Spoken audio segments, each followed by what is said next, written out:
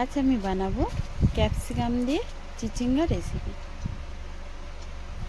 প্রথমে আমি চিচিঙ্গাগুলোকে চৌকো চৌকো করে কেটে নেব।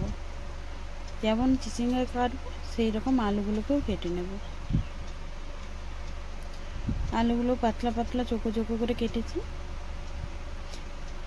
তার সঙ্গে নিয়েছি পেঁয়াজও আমি চৌকো চৌকো করেই কেটেছি। ক্যাপসিকামও আমি চৌকো চৌকো করে কেটেছি। টমেটোও কেটে নিয়েছি, একই রকম সবই কেটেছি।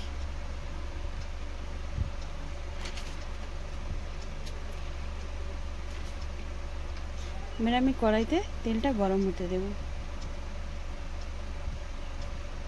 তেলটা গরম হয়ে গেলেই কালো জিরে শুকনো লঙ্কা ফোড়ন দিয়ে দেবো। দিয়ে আমি প্রথমে চিচিঙ্গে আর আলুগুলোকে ভালো করে ভেজে নেব।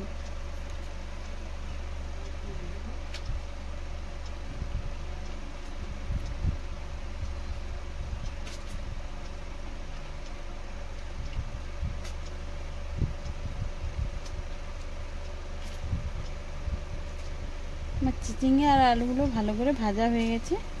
সামান্য পরিমাণে নুন দিয়ে দেব।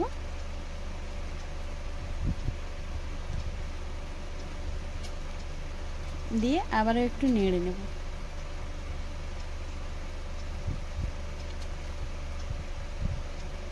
দেখুন ভালো করে ভাজা হয়ে গেছে। এরপরে আমি ক্যাপসিকামগুলো দিয়ে দেব। ক্যাপসিকামগুলো আমি কড়া করে ভাজবো না, হালকা হালকা করে ভেজে নেব।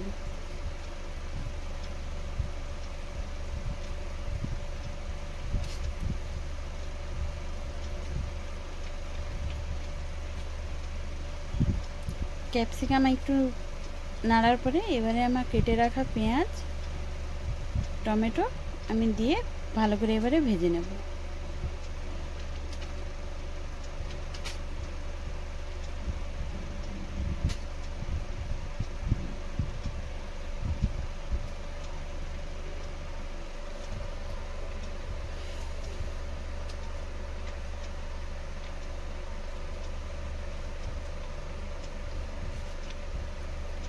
তারপরে আমি দিয়ে দেব হলুদ গুঁড়ো।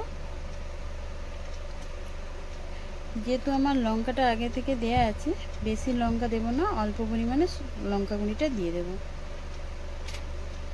দিয়ে আমি সব সবজিকে একই সঙ্গে আবারও ভালো করে ভেজে নেব।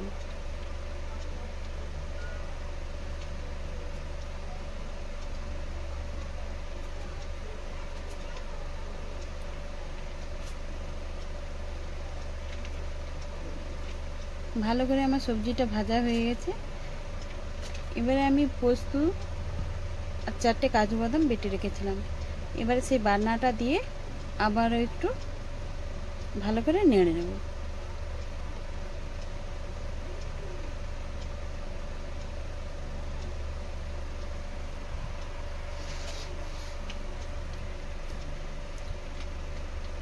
কষানোটা আমার সুন্দরই হয়ে গেছে। বেশি জল দেব না, অল্প পরিমাণে জল দেব, দিয়ে ঢাকা দিয়ে দেব। এই রেসিপিটা একবার বানালেই রুটি কিংবা ভাতের সঙ্গে সুন্দর সবাই চেটেপুটে খেয়ে নেবে।